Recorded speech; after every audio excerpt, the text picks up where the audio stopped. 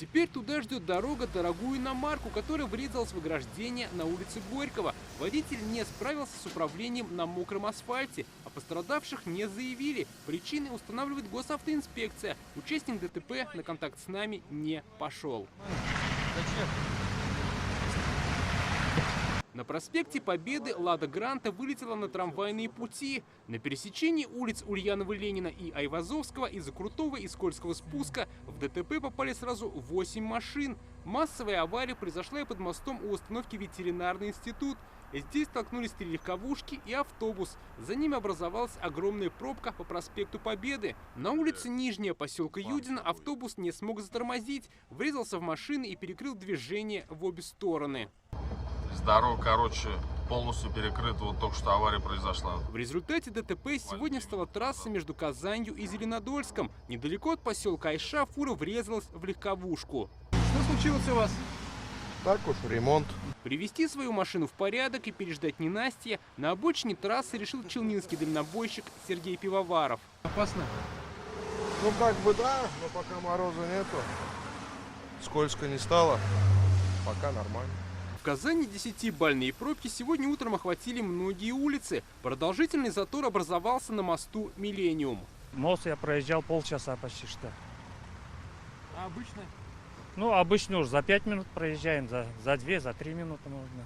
По данным госавтоинспекции, в столице республики сегодня произошло около 200 аварий, в том числе и с пострадавшими. Как говорят многие водители, они тоже простояли в пробках и пробирались через ДТП. Добирался долго, потому что выпало много снега, мало кто ожидал такого, все торопятся, дистанцию не соблюдают. Возможно, кто-то на резину еще зимнюю не перешел. Ужас, просто ужас. Сегодня ехал в экономический факультет, это на центре находится, на Карл Маркса, пробки ужасные.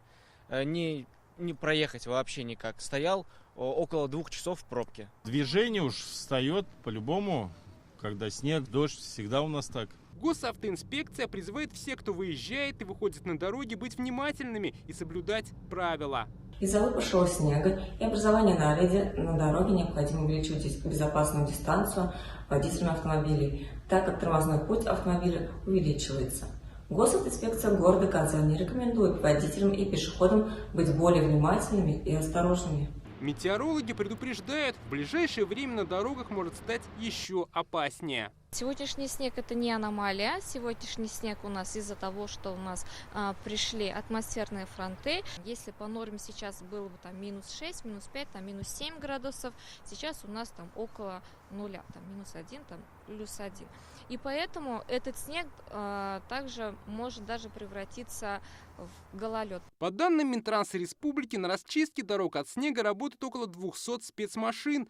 Также идет обработка реагентами. Движение на Зеленодольской трассе восстановилось к 11 утра. К полудню ситуация нормализовалась и в Казани. Дмитрий Аринин, Игорь Романов, ТНВ, Татарстан.